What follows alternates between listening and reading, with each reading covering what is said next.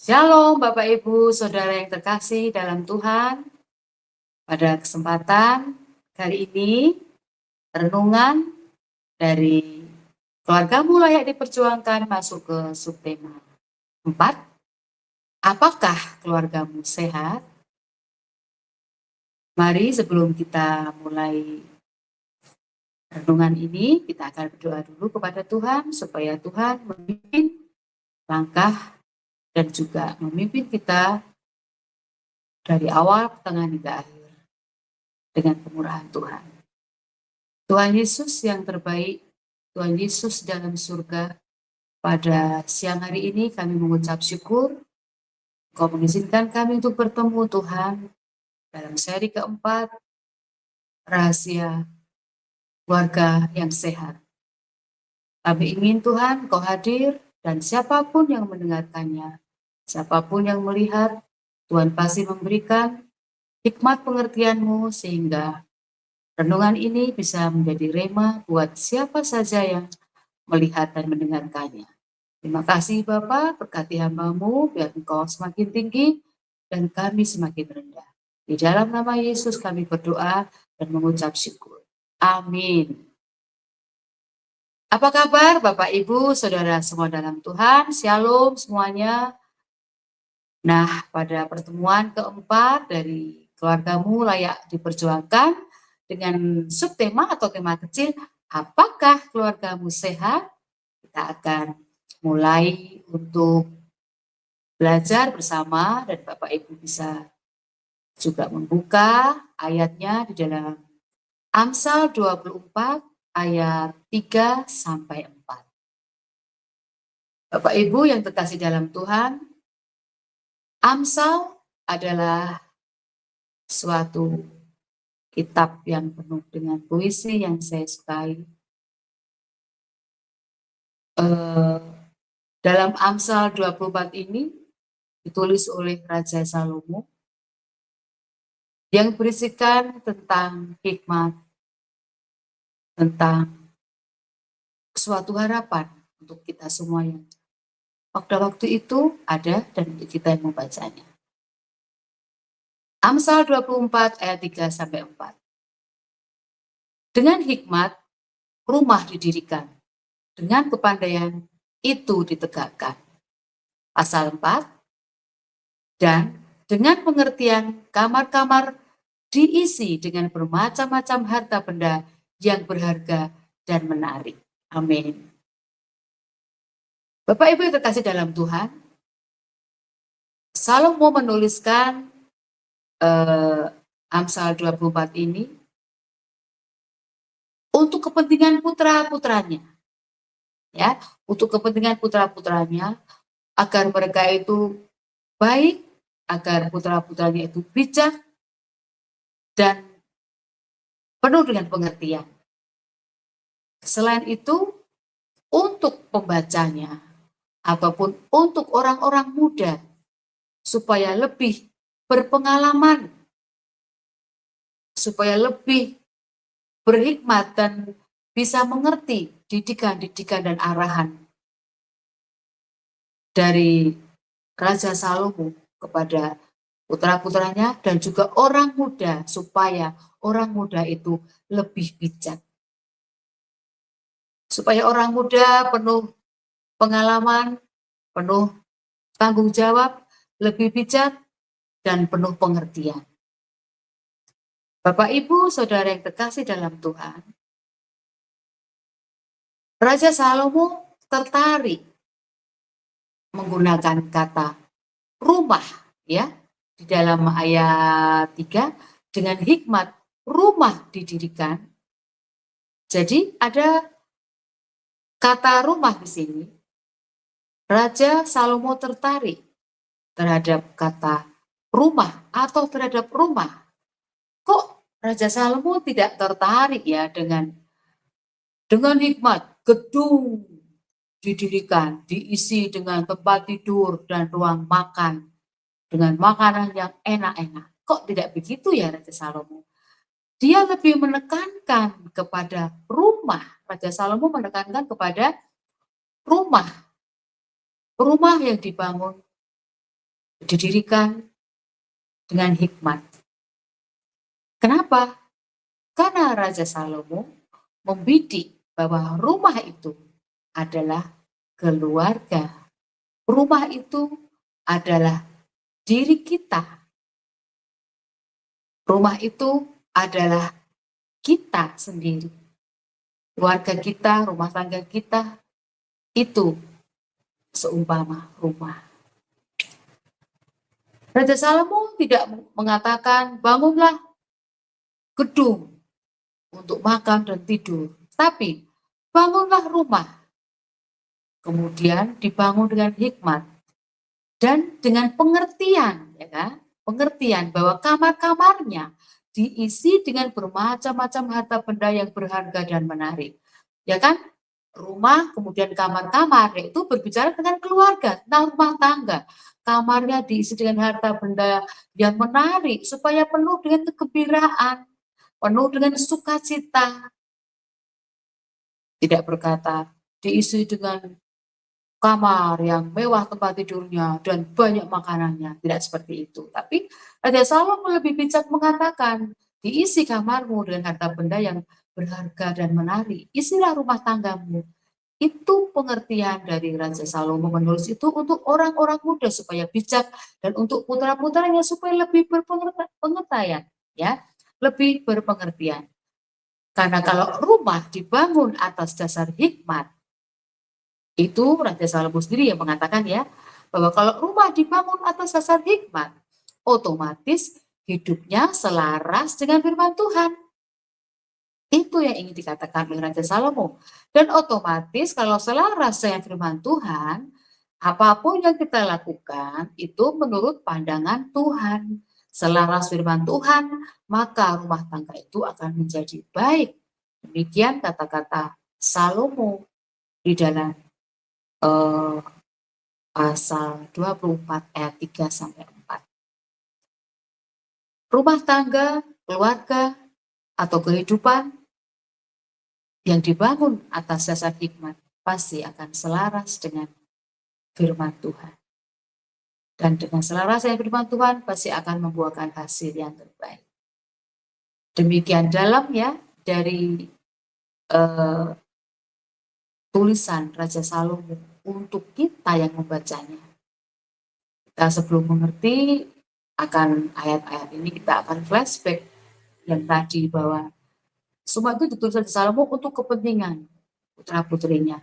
Dan itu sangat berguna bagi keadaan kita pada waktu sekarang. Masih saja itu relevan loh dengan keadaan kita sekarang. Kamar yang diisi dengan harta benda menarik yang adalah keluarga atau kehidupan kita yang selaras dengan firman Tuhan, karena dengan hikmat keluarga itu dibangun. Nah, bagaimana dengan keadaan rumah tangga Bapak, Ibu, Saudara semua? Bagaimana dengan keadaan keluarga Bapak, Ibu semua? Apakah sudah dikatakan sehat seperti Raja Salomo itu? Ya, bahwa kita tidak hanya memikirkan makan kemudian tidur, tapi dalam keluarga kita diisi kamar-kamarmu dengan segala hal-hal yang menarik, canda tawa, dengan anak-anak yang manis, dengan didikan yang luar biasa dari orang tua, yang itu adalah harta benda yang berharga dan menarik. Apakah demikian keluarga Bapak, Ibu, Saudara semua yang terkasih dalam Tuhan? Apakah sudah sesuai dengan firman Tuhan? Apakah sudah sehat keadaan rumah tangga kita? Keluarga adalah suatu ikatan batin yang sangat-sangat dekat.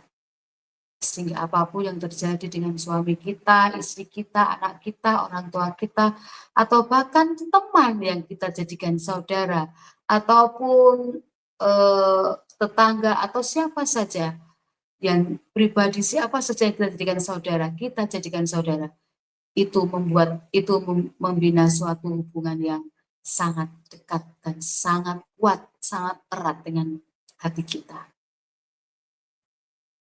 Siapapun yang ada dalam kehidupan saudara, dalam rumah tangga saudara, apakah kita, terutama keluarga, bapak, ibu yang mempunyai anak, yang mempunyai cucu, yang mempunyai keluarga, apakah kita sudah melihat bahwa keluarga kita sudah sesuai dengan firman Tuhan? Apakah keluarga kita benar-benar sehat menurut firman Tuhan? Apakah benar keluarga kita sehat rohaninya, aktivitasnya, dan apa yang kita lakukan seharinya itu sudah dikatakan sehat? Nah, apakah keluargamu sehat?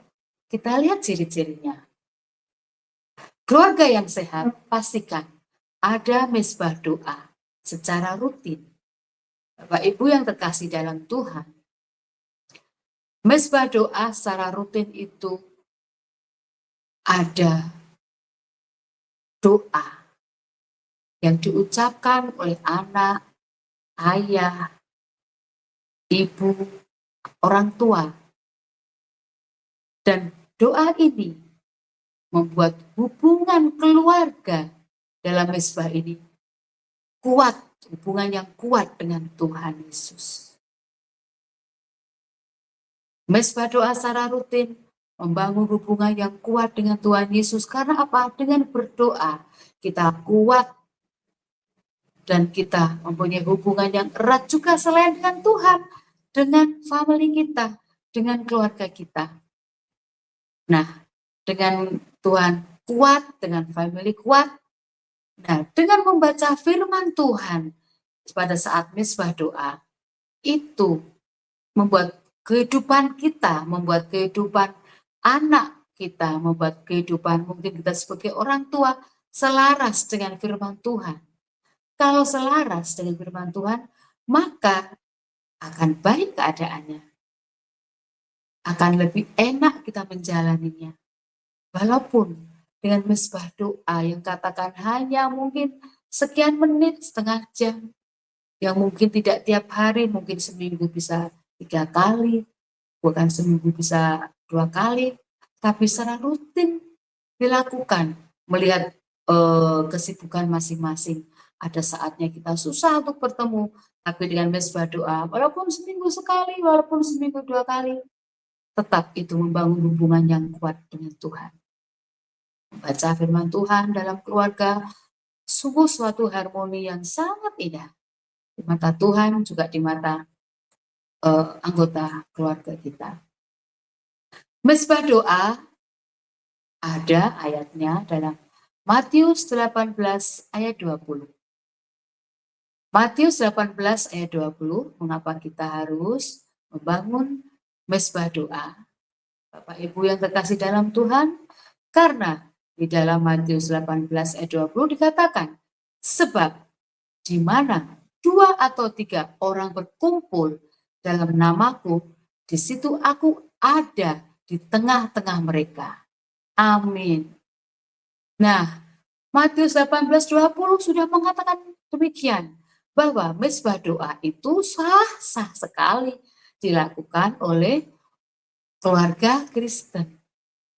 Nah, dengan adanya mezbah doa secara rutin ini, berarti keluarga Bapak Ibu itu adalah keluarga yang sehat rohaninya. Nah, halo ayah, ibu, pemimpin keluarga, apakah kita sudah mempraktekkan mezbah doa? Sebagai seorang ayah yang adalah imam, yang adalah pemimpin dalam keluarga, apakah sudah melakukan, apakah sudah mengumpulkan istri, kemudian anak-anaknya untuk bersatu hati melakukan mezbah doa ini. Dan kita meyakini bahwa 2 atau 3 orang berkumpul dalam nama Tuhan Yesus, di situ Yesus ada di tengah-tengah keluarga Bapak Ibu Saudara.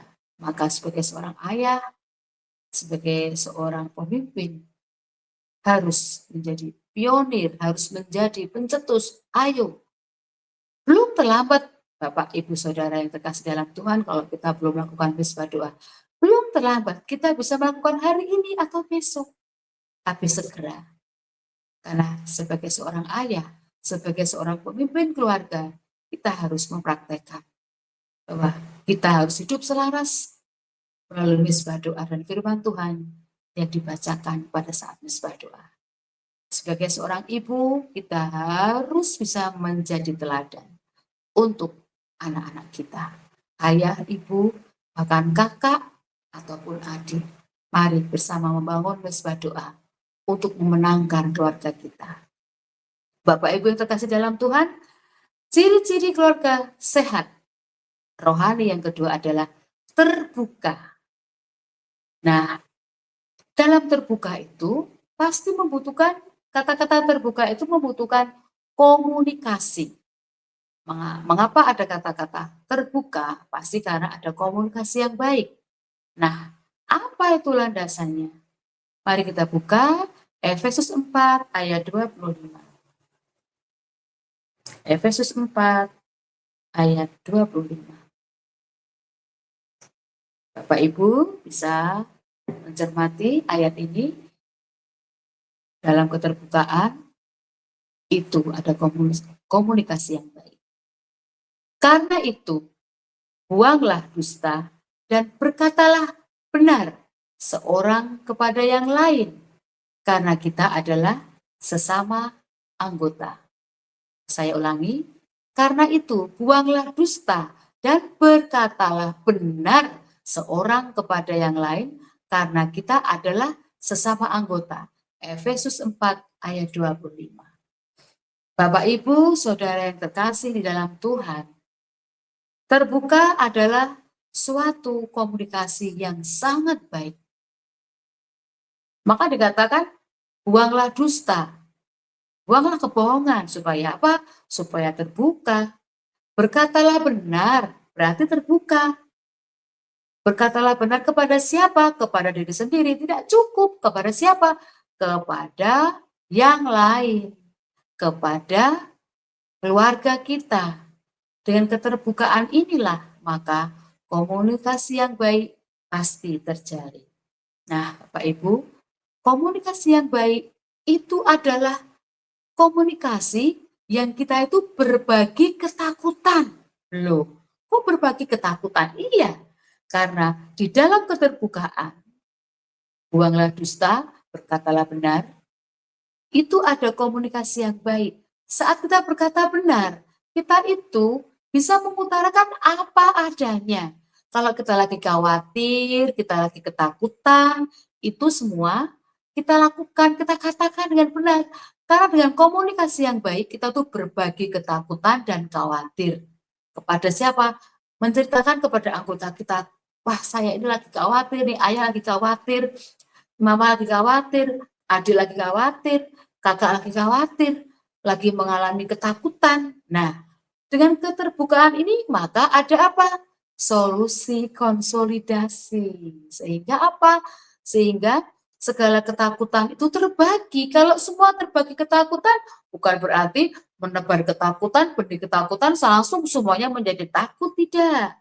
Tetapi berbagi ketakutan atau khawatir kepada ayah kita, suami, kepada saudara-saudara kita dalam satu keluarga, itu bisa membangun, bahkan bisa sharing. Oh, kalau takut harus begini. Kalau kamu khawatir, jangan takut, Dek. Jangan takut, Mah. Tenang, Pak. Kita bisa memberikan suatu arahan yang positif. Dan kalau ada ketakutan, khawatir yang disampaikan berlebihan oleh anak-anak kita bisa apa? Kita bisa memberikan solusi yang tepat. Karena jarang sekali untuk Gen Z pada abad ini itu berbagi sharing ketakutan, atau generasi milenium itu berbagi ketakutan. Mereka mending bergaul dengan temannya atau curhat ke temannya. Tapi kalau anak-anak kita berani curhat dan mau curhat kepada orang tua, berarti orang tua itu asik. Orang tua itu nyenengin. Orang tua itu bikin happy, bikin aku kangen kalau pergi selalu pengen pulang. Kalau pergi selalu pengen pulang. Nggak kuat aku di luar terus. Nggak enak sama teman terus. Aku butuh mamaku, aku butuh papaku, aku butuh kakakku, aku butuh adikku. Karena mereka itu mudah untuk dikasih. Karena mereka itu happy, menyenangkan. Jadi enak banget kalau komunikasi sama mereka. Kalau aku khawatir, kalau ayah khawatir, kalau mama khawatir, selalu dikuatkan. Dan ada satu alasan untuk kembali ke rumah. Karena apa? Karena kita termasuk orang tua, kakak, adik yang asik. Sehingga komunikasi ini terjalin dengan baik. Kenapa kita perlu terbuka? Karena apa? Kita sebagai anggota keluarga, kakak, adik, orang tua, kadang kita itu tidak luput loh dari dosa. Kita itu kadang tuh perlu terbuka. Karena apa? Karena kita nggak luput dari salah. Kita tuh cuma manusia yang juga bisa berdosa, bisa salah paham dengan ayah kita, salah paham dengan adik kita, dengan pasangan kita. Kita merasa kita nggak salah, tapi ternyata itu menyakiti mereka. Dan kita nggak salah. Kita merasa kita benar, tapi mereka sakit hati dengan tingkah laku kita, dengan perkataan kita. Maka perlu komunikasi terbuka seperti ini. Sehingga kita bisa introspeksi akan salah dan kesalahan kita dan dosa kita. Maka anggota keluarga yang lain bisa memaklumi dan bisa memberikan solusi. Akui salah dan maafkan. Itu penting. Komunikasi yang baik itu berbagi ketakutan, berbagi kekhawatiran, dan memaafkan. Nah, itu ada dalam terbuka ini tadi, yang sudah kita baca dalam Efesus 4 ayat 25 tadi. Sekali lagi Bapak Ibu, bahwa komunikasi yang terbaik adalah terbuka. Buang itu semua dusta, sok kuat, berkatalah yang benar. Nah, Bapak Ibu yang terkasih di dalam Tuhan, apakah Bapak Ibu, Saudara, kemudian kakak atau adik atau tante ataupun nenek kakek sudah mempraktekkan keterbukaan ini dalam keluarga? Atau kita mengalami suatu posisi atau kondisi kita diam-diaman, kita tidak berkomunikasi dengan baik sehingga tidak hangat keluarga yang Bapak Ibu alami, maka terbukalah. Apakah kita sudah mempraktekkan sebagai seorang pemimpin dalam keluarga? Apakah kita sudah memberikan contoh yang dan teladan untuk pasangan kita, untuk anak-anak kita? Ayo terbuka. Terbukalah untuk keluarga. Karena rumah yang dibangun atas dasar terbuka, keluarga yang dibangun atas dasar terbuka, itu memperbaiki suasana. Jadi ada Yesus, ada atmosfer Tuhan dalam keluarga melalui keterbukaan. Karena dengan keterbukaan, kita itu sedang tidak berdusta. Apakah Bapak Ibu sudah melakukan semua itu? Kalau belum, tidak ada kata terlambat, kita bisa melakukannya sekarang. Yang ketiga, apakah keluarga kita sehat? Kita bisa melihat apakah kita dalam suatu keluarga ini mempunyai waktu luang untuk keluarga kita. Waktu luang untuk keluarga, wah ngabisin duit ini. Itu kan hanya untuk keluarga-keluarga kaya. Tidak loh Bapak Ibu Saudara. Tidak harus mengeluarkan uang untuk waktu luang. Tidak perlu mengeluarkan uang untuk waktu luang untuk yang tersayang. Tidak. Karena dengan tanpa uang pun kita bisa memberikan waktu luang untuk keluarga. Misalkan dengan nonton TV bersama, bersenda gurau bersama anak, istri bersama. Nah, hal ini pasti akan memperbaiki suasana. Suasana dari keluarga kita yang kita perjuangkan, yang kita kasihi. Keluarga yang kita ingin bahwa keluarga kita ini selalu sehat rohaninya. Dengan membangun waktu luang untuk keluarga, makan bersama, Tidak usah restoran yang mewah, tapi kita membawa keluarga kita untuk makan bersama di lesehan, di angkringan, mungkin di restoran yang tidak mahal atau mungkin di warteg atau apapun lah. Itu wujud dari kebersamaan kita bahwa kita menciptakan waktu luang keluarga. Karena waktu luang itu bukan sesuatu yang bisa kita ambil begitu saja, itu kita harus luangkan. Kita harus berkorban. Karena kalau nurutin kerja, ya akan kerja terus. Karena kalau nurutin capek, ya akan capek terus. Tapi kalau kita punya waktu luang untuk keluarga, maka kita harus berkorban memberikan waktu kita untuk keluarga kita. Dengan mungkin akhir bulan, kita pergi tamasya kemana, tidak usah jauh-jauh, kalau ada berkat mungkin kita jauh, pergi yang jauh, membutuhkan banyak biaya, tapi kalau kita mau yang ekonomis, itu tidak menjadi alasan bahwa weekend akhir bulan ataupun akhir minggu kita bisa meluangkan waktu untuk jalan-jalan bersama keluarga kita. Nah, pastikan anak kita atau pasangan kita ini tidak terebut waktunya oleh gadget, screen time. Nah, Bapak Ibu yang terkasih dalam Tuhan, Bapak Ibu punya otoritas untuk mendidik anak kita kapan main gadget, kapan berhenti, kapan boleh main, berapa lama, berapa menit, berapa jam, dan waktu apa. Itu otoritas orang tua. Jangan sampai kita kalah kepada anak-anak. Wah, waktu luang nggak penting deh, lebih enak lo main gadget. Sedangkan gadget itu merebut mereka dari kita, merebut kita dari mereka. Dari gadget itu merebut waktu bersama.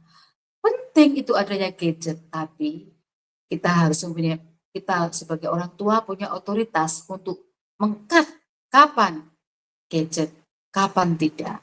Saat ada waktu keluarga, hilangkan gadget. Kita bersenda gurau, kita bersama-sama bicara, saling menatap, saling tertawa, saling sharing akan segala permasalahan atau pengalaman yang lucu. Sehingga gadget itu dapat kita sementara kita diamkan, tidak kita mainkan saat kita ada pertemuan dengan keluarga yang kita kasihi. Nah, dengan waktu luang untuk keluarga ini bisa mempererat iman. Mempererat iman. Dan Bapak Ibu Saudara, waktu luang untuk keluarga ini ada dalam Pengkhotbah 3 ayat 1. Ayat-ayat dalam Alkitab ini sungguh luar biasa. Pengkhotbah 3 ayat 1 itu sudah mengatakan bahwa berilah waktu luang untuk keluarga. Pengkhotbah 3 ayat 1. Untuk segala sesuatu ada masanya. Nah, Bapak Ibu Saudara, untuk segala sesuatu ada masanya. Ada waktu untuk weekend, ada waktu untuk makan, ada waktu untuk lepas dari gadget. Untuk siapapun di bawah langit itu ada waktunya. Berarti yang di bawah langit itu siapa saja? Ya saya, ya saudara, bapak, ibu, kakak, adik, siapapun yang ada dalam bagian dalam sebuah keluarga. Itu ada waktu, ada masanya.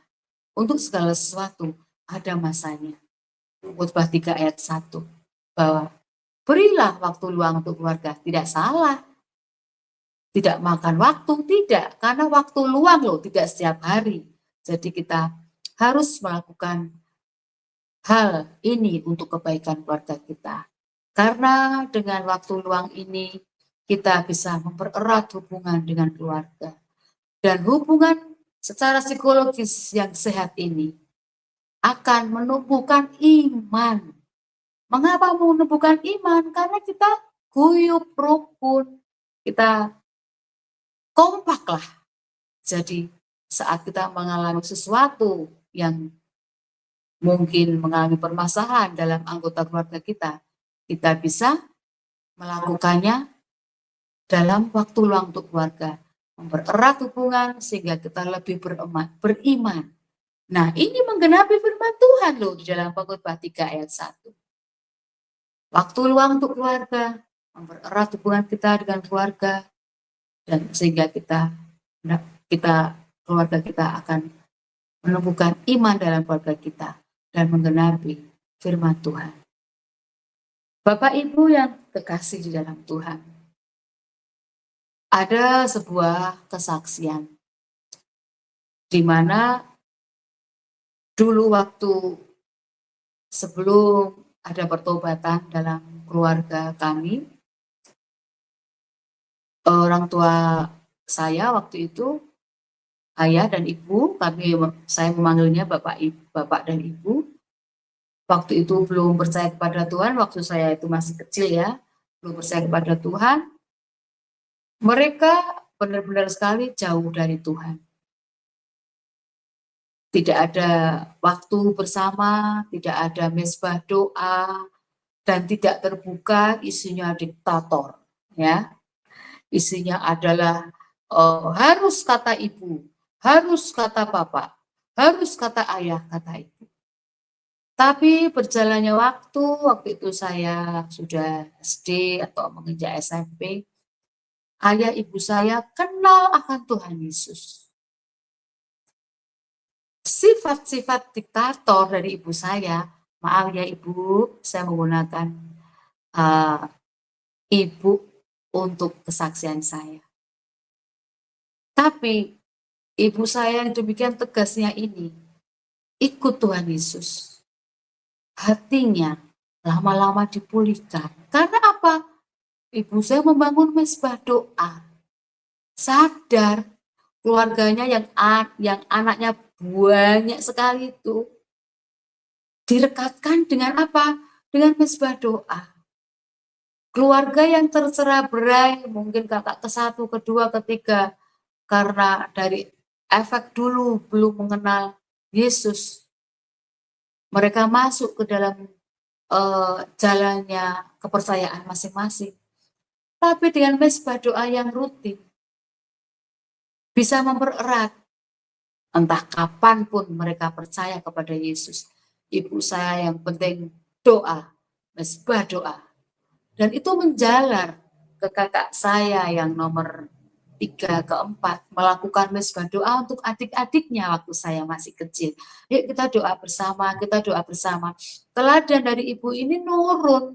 Waktu ibu nggak ada, kakak saya ngajak doa, ngajak bersama, gelar tikar, kemudian berdoa bersama. Walaupun sebentar, tapi mezbah doa itu serasa asik.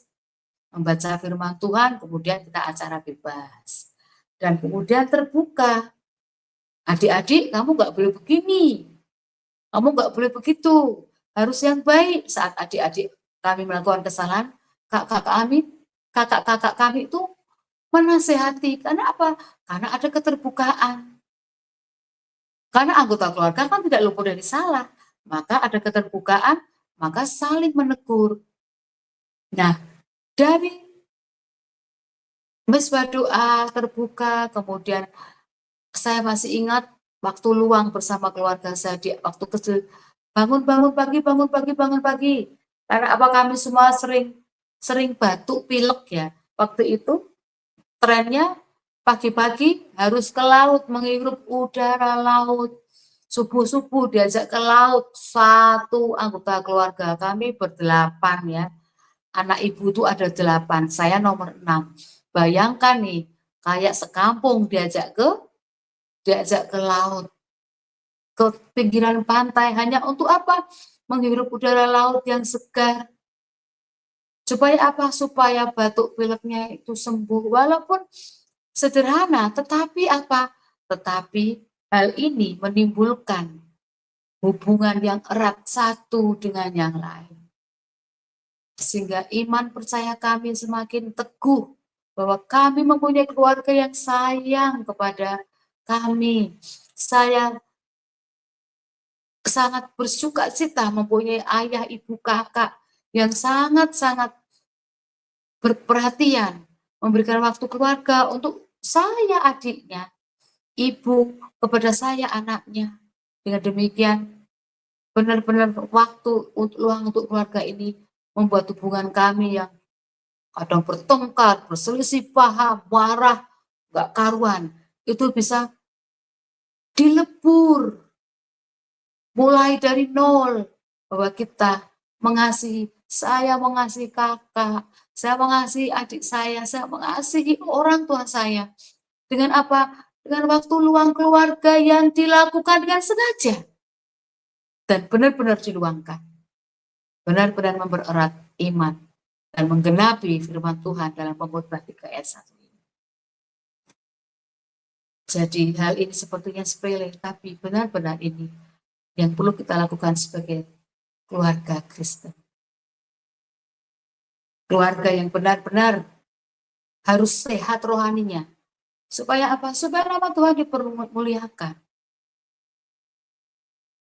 Dan Bapak Ibu Saudara, saya sebagai seorang ibu dalam rumah tangga juga mempunyai suatu tanggung jawab yang tidak kecil juga besar. Seperti suami saya. Tuhan mempercayakan keluarga pada kita. Maka sepantasnya kita membangun keluarga itu supaya sehat dengan 3 rahasia tadi. Ada mezbah doa, ada keterbukaan, ada pemberian waktu luang untuk keluarga. Sehingga Bapak Ibu Saudara, kita sebagai pemimpin keluarga, sebagai kita pendamping dari suami, dan apapun posisi kita dalam keluarga, kita bisa menularkan 3 hal ini kepada anak cucu kita kelak. Apakah kita sudah melakukan hal itu? Bila belum, kita bisa mulai dari sekarang. Dari kesaksian saya tadi, bahwa benar-benar Tuhan Yesus mempertobatkan orang tua, sehingga mereka ada hikmat, ada pengertian, sehingga putra-putranya tidak mau tergelincir, dan mereka memberikan contoh untuk melakukan 3 hal itu kepada anak-anaknya. Dan saya mengharapkan Bapak Ibu juga menginginkan keluarga yang sehat. Pasti sehat rohani kita melakukan hal demikian. Karena Tuhan mempercayakan keluarga pada kita. Kita harus membangunnya dengan sungguh-sungguh atas tanggung jawab kepada keluarga kita. Karena suatu hari nanti, dari apa yang kita lakukan ini, kita sudah menggiring keluarga kita untuk menjadi bagian dalam kerajaan surga. Menjadi bagian dalam kerajaan surga, sehingga suatu hari nanti kita akan bertemu kembali dalam kerajaan Allah di surga nanti. Sungguh suatu hal yang kedengarannya menyenangkan dan sangat menyenangkan, tidak hanya kedengarannya tapi benar-benar menyenangkan. Kalau kita bisa berkumpul kembali dalam sebuah keluarga, dalam kerajaan kekal bersama Tuhan, kita tidak akan kehilangan keluarga kita. Karena kita sebagai seorang pemimpin dalam keluarga sudah melakukan hal kita, mengentaskan anak kita dari hal-hal yang buruk. Kita sudah mempunyai hikmat untuk membangun keluarga atas fondasi yang kuat, membangun kamar dengan harta benda yang berharga, yaitu perhatian kita, doa kita, mesbah doa kita, keterbukaan kita, waktu luang kita, supaya benar-benar kita membangun keluarga yang sehat secara rohani. Sehingga pada waktunya kita akan membawa mereka masuk dan bertemu lagi dalam kerajaan yang kekal bersama Tuhan di surga. Bapak Ibu yang terkasih dalam Tuhan, kalau Bapak Ibu sudah melakukan hal ini, teruslah kita melakukannya. Jangan pernah henti. Demi keluarga kita yang kita sayang. Karena mereka tidak akan bersama kita terus. Tapi saat kita tiada, kita sudah membangun fondasi dan mengisi kamar-kamar dengan mezbah doa terbuka, dan waktu ini membuat kenangan yang indah dan bisa diteruskan oleh anak cucu kita kelak. Sungguh suatu hal yang luar biasa.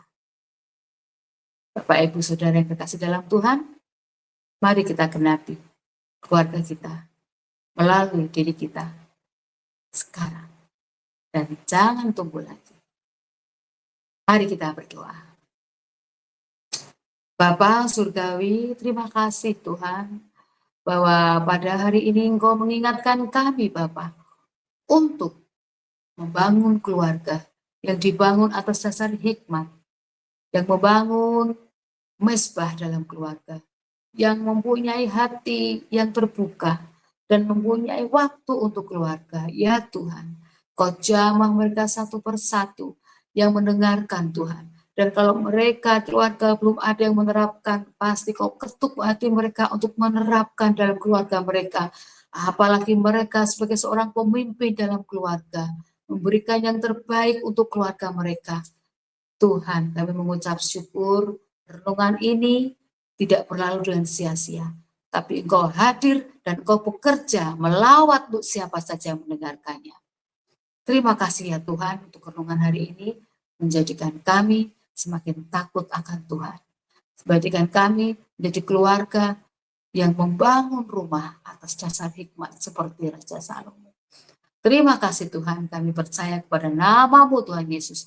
Dalam nama Yesus kami berdoa dan mengucap syukur. Amin. Nah, Bapak Ibu Saudara, mari kita mempraktekkan keluarga sehat dalam diri kita, dalam keluarga kita terlebih dahulu. Tuhan Yesus memberkati keluarga kita, dan sesi keempat ini berakhir, dan biarlah menjadi renungan yang indah untuk membangun keluarga kita, karena keluarga kita layak diperjuangkan. Tuhan Yesus memberkati.